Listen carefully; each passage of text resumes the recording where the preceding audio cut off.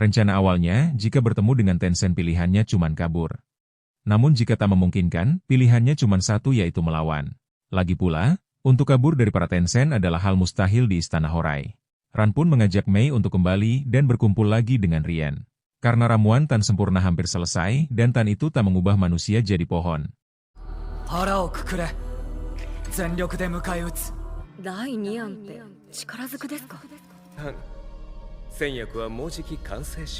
Para Tencent sudah menemukan pemurniannya dengan bantuan Chou Bei. Itulah sebabnya, Rien melakukan ritual menahan diri dan mempertahankan hidup. Sedangkan Tencent lain, tinggal nyiapin jumlah Tan yang berkualitas. Namun, kedatangan Mei bukan untuk kembali, melainkan ngucapin selamat tinggal. Jawaban itu pun membuat Ran kecewa dan langsung bersiap untuk gelut. Gabimaru dan semua sekutunya pun akan ditangkap untuk persembahan. Dan sialnya, jenis taunnya Ran adalah air, musuh alami dari tau api Gabimaru. Mei pun baru sadar, kalau ini bukan istana Rien dan ramuannya pun tak ada di sini.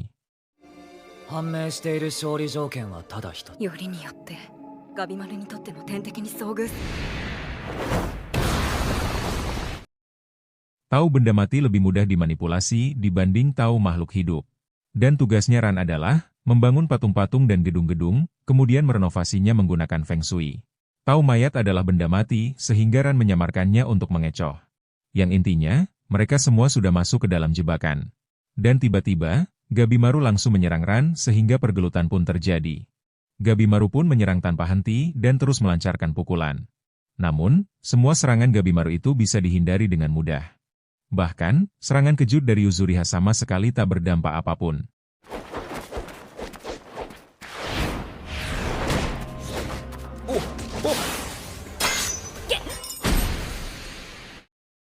Tubuh Ran bisa sangat keras, karena mengenakan baju zirah tahu di tubuhnya.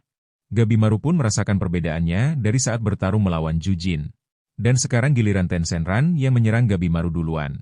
Yuzuriha pun sadar, kalau Ran lebih terampil dalam pertempuran dibanding Mudan. Bahkan, Gabimaru sempat dibuat kewalahan mengimbangi serangannya. Yang karena merasa di atas angin, Ran pun sudah pede menang mudah. Namun meski dibuat kewalahan, Gabimaru tak mudah untuk dikalahkan. Dan alangkah terkejutnya Ran, saat Gabimaru menonjoknya hingga terluka.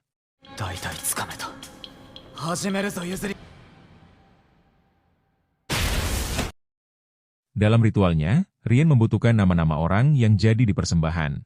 Dan berkat bantuan Chou Bei, Rien bisa tahu semua nama-nama tersebut. Namun semua itu tak gratis, ada syarat kerjasama yang diminta oleh Chou Bei.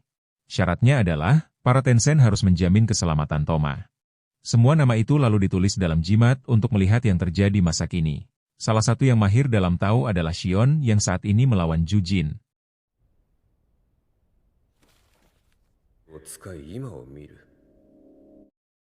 Menurut Rien, Jujin tak punya cara untuk membunuh Xion. Karena bagi Xion, jenis tahu air Jujin bukan konter alaminya tahu Xion. Sedangkan Nurugai sama-sama elemen air tapi bukan tandingan Jujin. Namun, Rien melihat amarah yang kuat dan emosi manusia bisa mempengaruhi Tao. Sementara Tencent Taova dan Jufa akan melawan Fuchi dan Tamiya. Elemen logam Fuchi adalah konternya Taova, tapi Fuchi kena konter elemen Jufa. Dan orang yang harus diawasi ekstra oleh Rien adalah si hampa Gabimaru.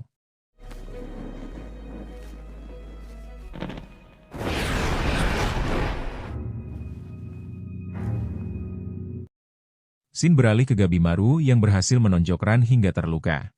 Dibandingkan dengan aksi gelutnya, justru lebih banyak penjelasannya. Yang karena penjelasannya muter-muter doang, jadi saya persingkat saja. Intinya, Gabimaru memakai teknik mengembalikan tahu lawan untuk menonjok Ren. Teknik itu pun tak mudah dan dipelajari Gabimaru dari rekan-rekannya. Dan cara menggunakan tahu lawan adalah hasil latihannya bersama Nurugai. Kemudian menyeimbangkan ketenangan dan keganasan dipelajari dari Sagiri. Namun menipiskan tahu yang dipelajari dari Yuzuriha melemahkan pertahan sendiri.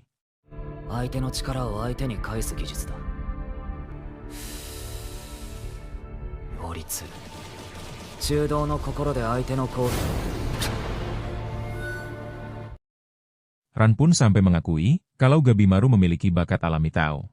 Level teknik itu banyak yang memahaminya setelah terpapar tahu kuat. Namun bagi Gabimaru, ini adalah strategi putus asa yang lahir dari perjuangan dan pemikiran. Puncak dari apa yang ditemukan manusia untuk membunuh para Tencent. Sagiri dan Mei akan pergi ke Istana Rien untuk mendapatkan ramuan.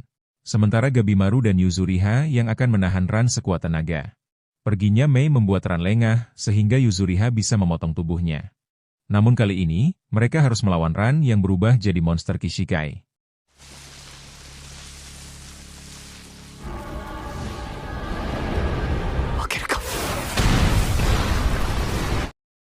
Gabimaru tak bisa menghindari serangan Ran yang membuatnya babak belur. Yuzuriha pun dibuat terluka parah akibat serangan brutal dari Ran. Tak berhenti di situ, Ran kembali menyerang Gabimaru dan membantingnya dengan sangat keras. Yang saking kerasnya, bantingan itu sampai terdengar oleh Mei dan Sagiri di luar. Yuzuriha pun lalu mencoba membawa Gabimaru untuk kabur dari sana. Namun semua itu percuma, yang akhirnya mereka tetap dihajar juga.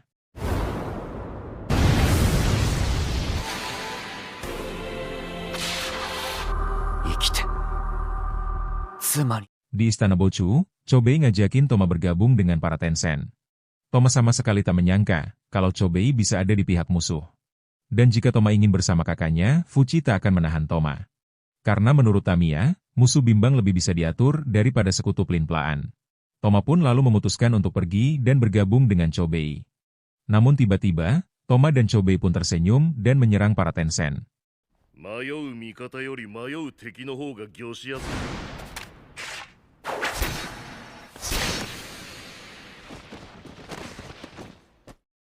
Bagi Tamiya, itu lebih menunjukkan karakter buruk daripada jadi musuh.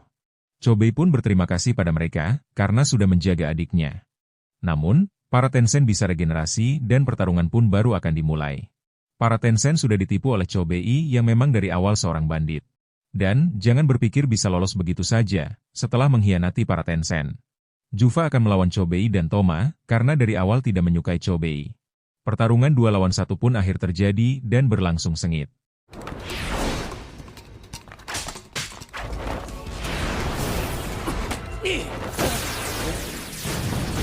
Pertarungan kali ini, sudah pasti berbeda dari pertemuan pertama mereka.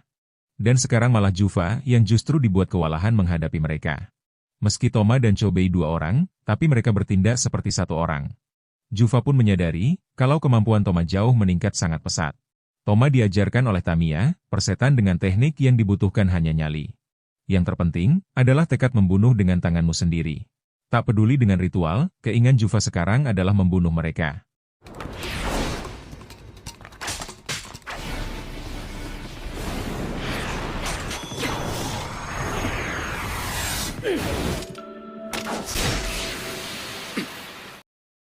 Sementara itu, Taofa akan berhadapan melawan Fuchi dan Tamiya.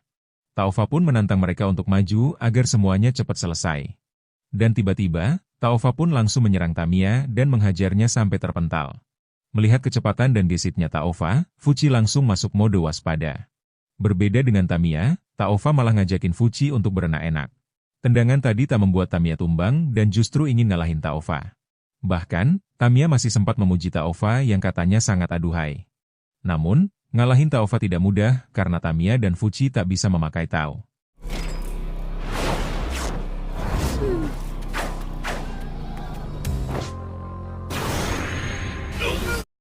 Berbeda dari Shion, Fuchi dan Tamiya belum bisa menggunakan Tao. Fuchi pun sadar, untuk mengalahkan Tencent harus dengan Tao berlawanan. Meski elemen Taofa kena counter Tao Fuchi, tapi Fuchi tak bisa memakai Tao. Padahal saat latihan, mereka diajarkan untuk merasakan dan memakai Tao. Namun entah kenapa, mereka tak bisa merasakan Tao yang dicontohkan Shion. Sehingga sudah jelas, pertarungan ini sangat menguntungkan untuk Taofa. Dan setiap kali membahas Tao, Tamiya tak mengerti saking rumitnya. Taofa pun langsung ngasih paham betapa penting dan bergunanya Tao ini.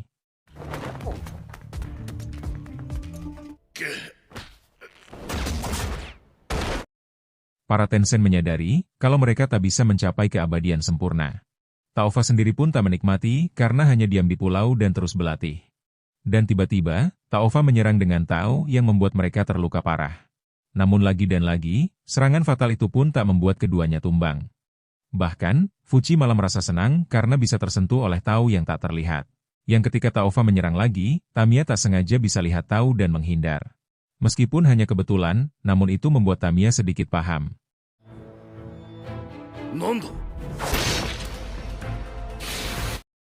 Fuchi akan coba menahan Taova agar Tamiya punya waktu mengamati Tao. Karena jika Tamiya bisa melakukannya, kemungkinan untuk menang itu ada. Dan demi memberi waktu untuk Tamiya, Fuchi sampai babak belur dihajar oleh Taova. Fuchi pernah mengatakan, kalau semuanya bukan rekan tapi sesuatu yang mirip. Para algojo dan manusia terlibat secara mendalam sehingga muncul perasaan. Perasaan yang membuat Fuchi sadar, kalau samurai dan penjahat di sini punya satu keinginan untuk bertahan hidup. Tamiya sampai nekat mencungkil satu matanya agar bisa merasakan Tao. Karena katanya, Tao bukanlah sesuatu yang bisa dilihat oleh mata. Sampai akhirnya, Tamiya pun bisa merasakan dan melihat Tao dengan jelas.